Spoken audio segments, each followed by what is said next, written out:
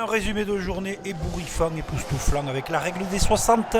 On en parlera un petit peu plus tard avec cet USAP Stade Toulousain. 6-0 pour l'USAP, coup de pied rasant de la Fuente, génial pour Maxime Granel qui fait exploser tout Aimé Giral. C'est l'USAP qui a fait son quart d'heure catalan habituel. Coste sonne la révolte avec la charge de la Combre. Le ballon va passer rapidement par le sol. Le relais, Teddy Thomas, les appuis tchic-tchac à droite, à gauche, retour intérieur et c'est... Voilà Toulouse de retour qui va dominer les Catalans, les Sankeor dans tous les secteurs de jeu. À partir de ce moment de la partie, ça va aller très très vite. Longue séquence infligée par les Toulousains. Et le ballon va sortir pour la puissance de Bertrand qui marque le pilier gauche du stade toulousain, jeune pilier gauche. Toulouse s'éclate autour du regroupement et brise la défense catalane pour Calvin Gourgue qui joue 10, 12, 13, 14, 11 et 15. Il sait tout faire. Absolument génial, un talent fou. Mais l'USAP n'est pas résigné. L'USAP fait rentrer son banc de touche, les Joaquim Oviedo, également les PC Liato, et on retrouve le talonneur de l'USAP, Ignacio Luis, qui marque. À partir de ce moment-là, le public catalan est résigné puisque Toulouse a marqué des points par l'intermédiaire de la botte de Calvin Gourgue. 9 points dans cette rencontre plus les 2 transformations. Ça fait 13 points. Ignacio Ruiz est intenable. Et Peseliato qui sort de la boîte, qui va entre les poteaux. Les Catalans explosent. L'exploit est-il possible face à des Toulousains certes remaniés, mais qui vont se faire littéralement rouler dessus sur cette dernière action. Perpignan explose. Perpignan quitte la dernière place. Toulouse remanié reste toujours Toulouse. Presque 60 points, 30 à 27. Oui, ils peuvent savourer les Catalans. Ils sont de retour dans ce top 14. Et bonus défensif pour le stade toulousain. Le loup rugby face à la section paloise, il nous intéressait au plus haut point parce que la section est très dangereuse dans ce championnat de top 14 et le loup doit batailler. Ils ne sont pas trop loin pour revenir dans les 6. Tout est encore possible. Premier essai marqué par Cretin. Mais l'intenable Arfeuil, on ne cesse de le répéter toutes les journées, va marquer entre les poteaux pour faire revenir la section paloise. Plus de peur que de mal pour les liés si talentueux. Avant qu'on ne libère Yohanné sur les extérieurs, les liés de poche des Lyonnais marquent son essai. Lyon est très entreprenant puisqu'ils vont marquer un 3e essai avec la sublime puissance de Simons, le 3e ligne centre qui trouve la solution de l'air, plus 9 pour Lyon. Mais attention, cette section paloise est toujours très dangereuse jusqu'au bout. Elle croit en ses efforts et en Maximin qui marque cet essai lui aussi. Très en vue depuis le début de la saison, 22 à 17. On n'a pas eu la règle des 60, mais on a encore un bonus défensif pour Pau. Montpellier, Aviron, Bayonnais, là aussi épouvantail ou pas, oui les deux équipes, on peut en parler, mais ce sont d'abord les Cistes. Pour le 100e match, de ce joueur, Arthur Vincent, qui marque entre les poteaux, 100e match sous les couleurs des Cistes. Et ça commence de la plus belle des manières. 7-3, on a répondu copié par une pénalité. On est débordé sur les extérieurs côté bayonnais. Branks qui marque 7 essais. Il n'y a qu'une équipe sur le terrain au début du match. Les bons lancers de Tolofoua qui arrivent pleine mire. Il récupère le ballon, la surpuissance. Et le groupé pénétrant à la Montpellier-Rennes, on le connaît. C'est un Montpellier qui nous rappelle un certain champion de France sur ce match. Il y a quelques années, froid, chirurgical, précis, en défense, qui tape très fort son adversaire et qui fait des groupés pénétrants. Oui, c'est pas l'action d'avant, non. C'est la deuxième en copier-coller. Regardez Tolofoua, il en a marqué un. L'aide des 3/4. Il va aller chercher le deuxième. Doublé pour Christopher Tolofoua. Il y aura même un triplé pour lui. Avec les Bayonnais qui, par séquence, réagissent et vont trouver Spring qui marque. Il essaye de réduire un petit peu l'addition qui est très douloureuse. Coup de pied génial pour les extérieurs avec ce nouvel essai. Un Domingo Miotti à la manœuvre époustouflant. Des Bayonnais qui réagissent avec le doublé de Spring en seconde période, mais qui vont littéralement exploser. Règle des 60, vous avez dit? Peut-être. Groupé pénétrant, acte 3, Tolofoua. Vous voyez, on avait anticipé ce triplé. Mais regardez. Dévasté les Bayonnais.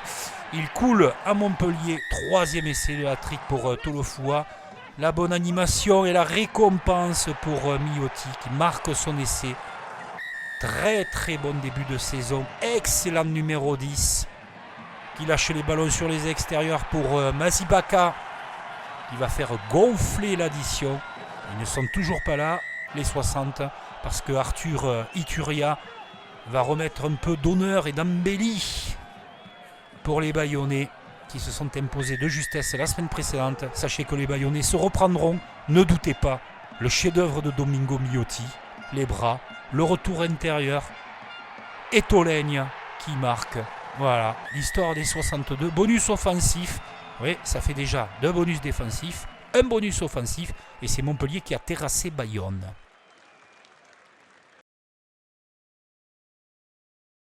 Et on continue dans ce résumé avec un stade français Paris qui recevait le Castres Olympique, un stade français frustré la semaine précédente, défaite à Bayonne d'1 point dans les derniers instants et qui vont marquer ce premier essai plein d'enthousiasme.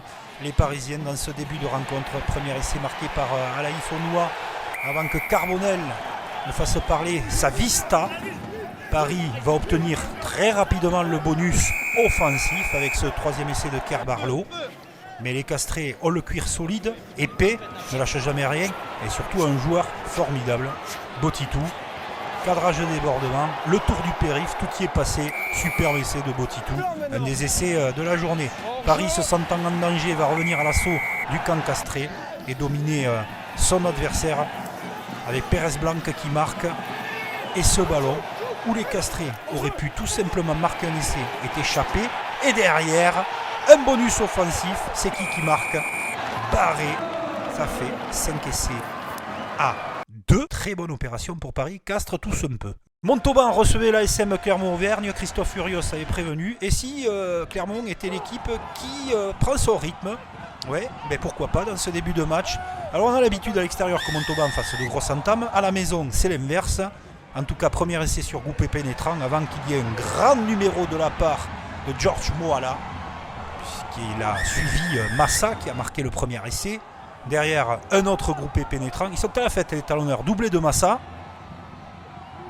Et ça fait 17-0. Et là, on a l'habitude, à Sapiac, on ne baisse pas les bras comme cela.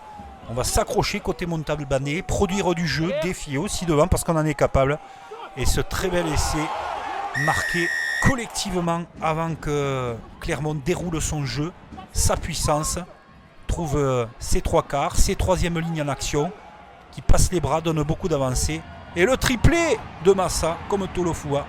Oui, les talonneurs sont à la fête. Clermont fait un break, mais il y a un joueur qui crève l'écran depuis le début de saison à Montauban, c'est Vici. Lui vient se mêler à toutes les batailles, celle des 3/4, celle des avants.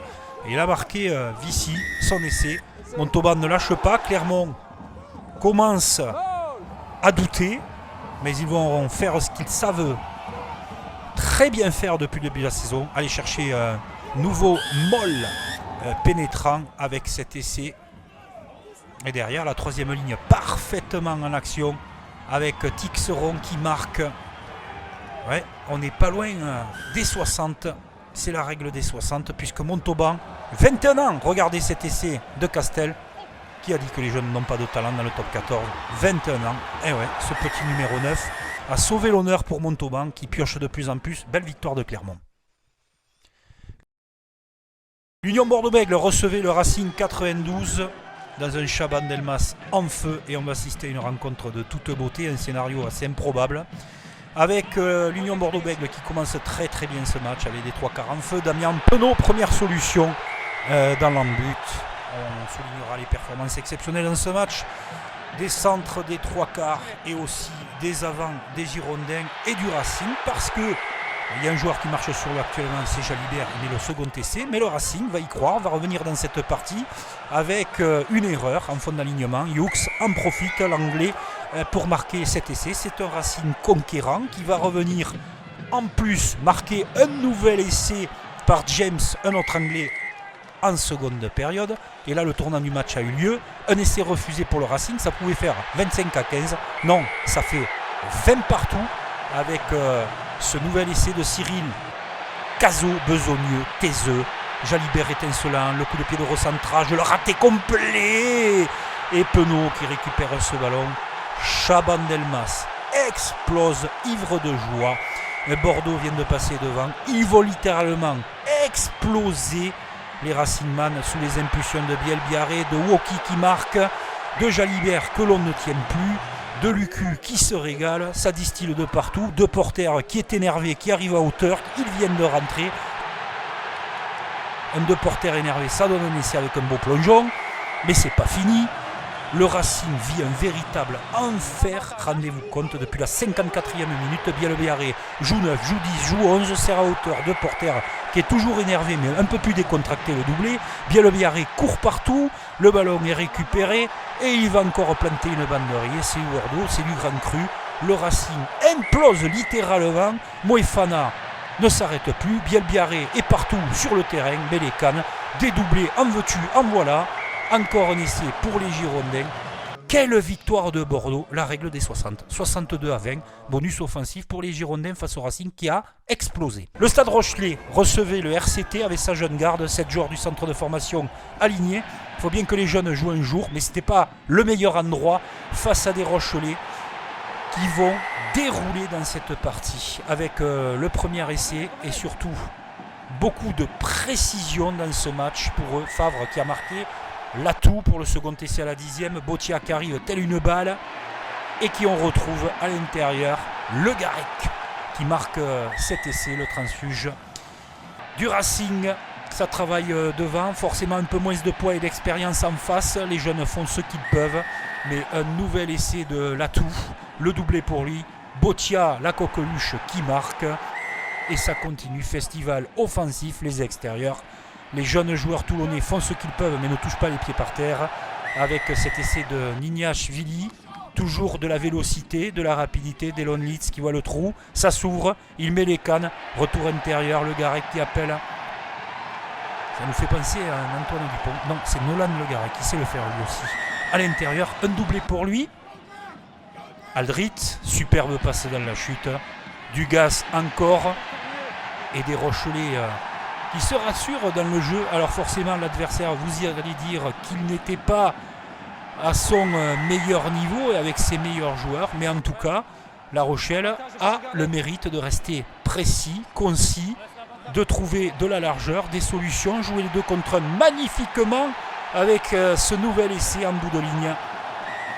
Et on va terminer avec un coup de pied génial pour Delon Litz qui arrive et qui lui aussi va marquer son essai dans cette partie, tellement il a fait des efforts. La règle des 60. 66-0 pour La Rochelle face à Toulon. Victoire bonifiée. Au classement, Toulouse est premier avec 48 points, Pau second 47. Statu quo à 39 points entre Stade Français, Bordeaux, Toulon et Montpellier. La Rochelle se rapproche, Clermont également. Bayonne marque le pas, Castres tous. Le Racing également. Lyon peut encore y croire. Perpignan sort pour la première fois de la dernière place et Montauban est dernier.